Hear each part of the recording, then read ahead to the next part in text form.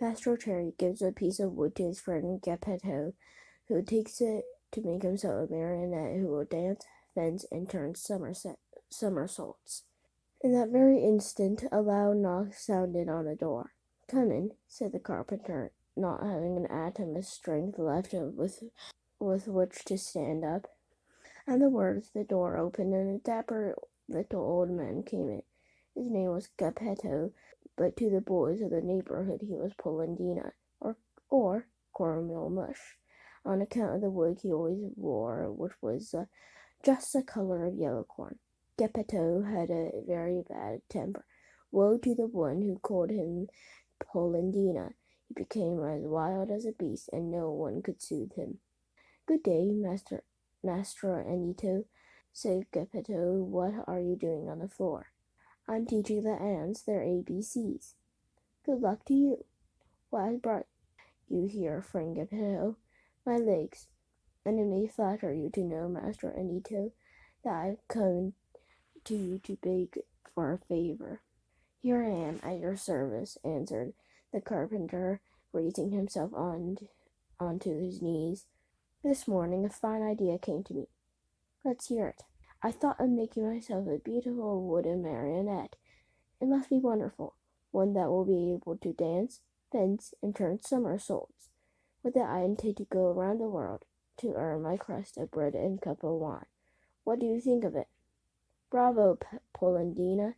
cried the same tiny voice which came from no one knew where. Upon hearing himself called Polendina, Mastro Geppetto turned the color of a red pepper and, facing the carpenter, said to him angrily, "Why do you insult me?" "Who is insulting you? You called me Polendina." "I did not. I suppose you think I did. Yet I know it was you." "No, yes, no, yes." And growing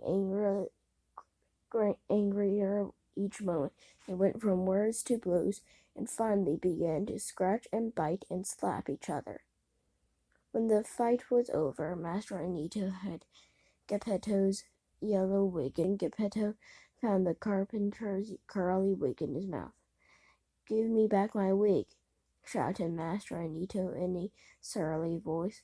"You return mine, and we'll be friends."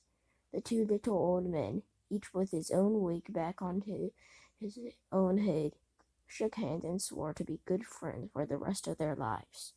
"Well then, Mastro Geppetto," said the carpenter, to show he bore him no ill will, what is it you want?" "I want a piece of wood to make a marionette. Will you give it to me?" Mastro Anito, very glad indeed, went immediately to his bench to get the piece of wood which had frightened him so much.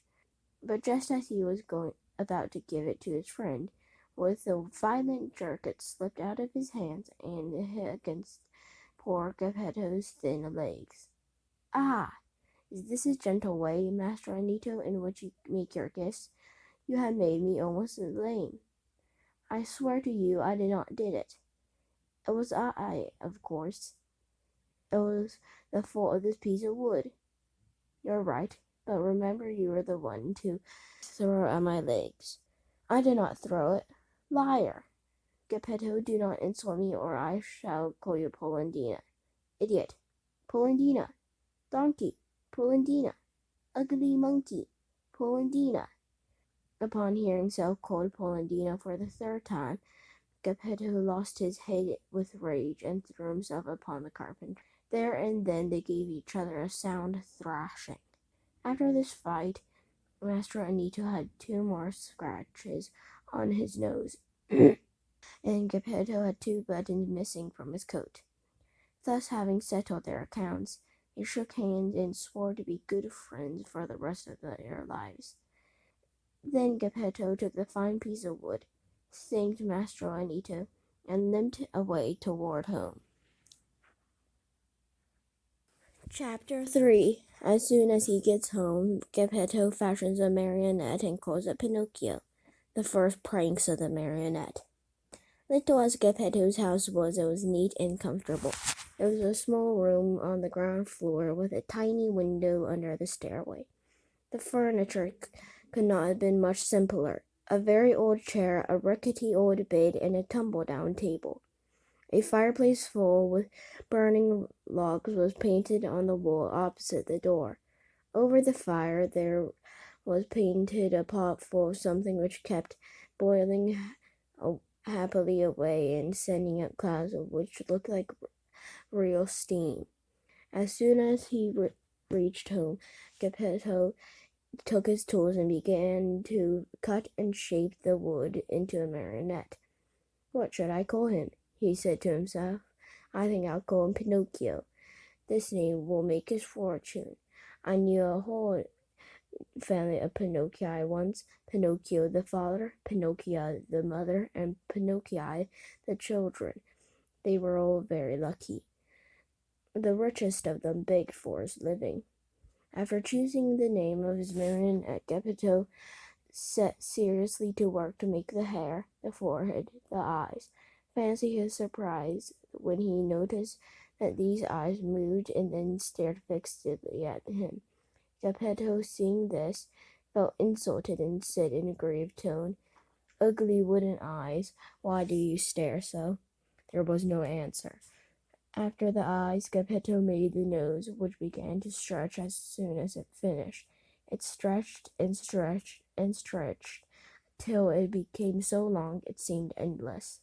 Poor Geppetto kept cutting it and cutting it, but the more he cut, the longer it grew that impertinent nose. In despair he left it alone. Next he made the mouth. No sooner was it finished than it began to laugh and poke fun at him. "Stop laughing," said Geppetto angrily, but he might as well have spoken to the wall. "Stop laughing, I say," he roared in a voice of thunder. The mouth stopped laughing, but it stuck out a long tongue. Not wishing to start an argument, Geppetto made believe he saw nothing and went on with his work. After the mouth, he made the chin, then the neck, the shoulders, the stomach, the arms, and the hands. As he was about to put the last touches on the fingertips, Geppetto felt his wig being pulled off. He glanced up, and what did he see? His yellow wig was in the marionette's hand. "Pinocchio, give me my wig." But instead of giving it back, Pinocchio put it on his own head, which was half swallowed up in it.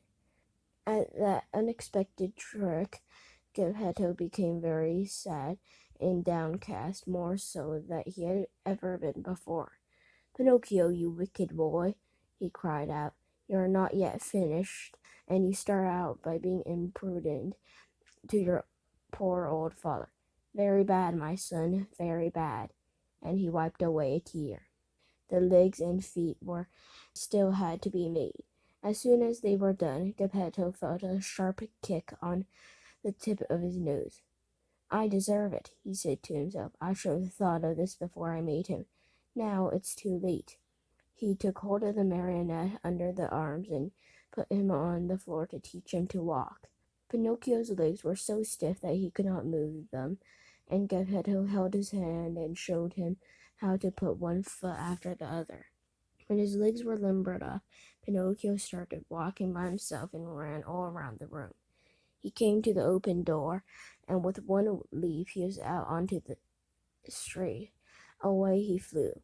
Poor Geppetto ran after him, but was unable to catch him, for Pinocchio ran in leaps and bounds, his two wooden feet as they beat on the stones of the street, making them as much noise as 20 peasants in wooden shoes.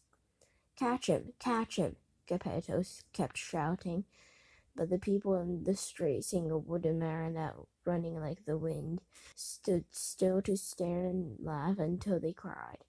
At last, by sheer luck, a carbineer, or military policeman, happened along, who, hearing all the noise, thought it might be a runaway colt, and stood bravely in the middle of the street with legs wide apart, firmly resolved to stop it and prevent any trouble.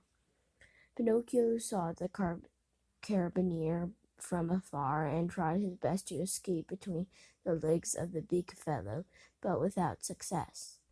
The carabiner grabbed him by his nose. It was an extremely long one and seemed made on purpose for that very thing, and returned him to Mastro Geppetto. The little old man wanted to pull Pinocchio's ears. Think how he felt when, upon searching for them, he discovered that he had forgotten to make them. All he could do was seize Pinocchio by the back of the neck and take him home. As he was doing so, he shook him 2 or 3 times and said to him angrily, "We're going home now. When we get home, then we'll settle this matter." Pinocchio, on hearing this, threw himself on the ground and refused to take another step. One person after another gathered around the two. Some said one thing, some another. "Poor Marionette," cried out a man. "I'm not surprised he doesn't want to go home. Geppetto, no doubt, will beat him unmercifully. He is so mean and cruel." "Geppetto looks like a good man," added another. But with boys he's a real tyrant. If we leave that poor Marionette in his hands, he may tear him to pieces." They said so much. Finally, the carabinier ended matters by setting Pinocchio at liberty and dragging Geppetto to prison. The poor old fellow did not know how to defend himself, but wept and wailed like a child, and said between his sobs, "Ungrateful boy, you think I tried so hard to make you a well-behaved marionette. I deserve it, however. I should have given the matter more thought." What happened after this is an almost unbelievable story, but you may read it, dear children, in the chapters that follow.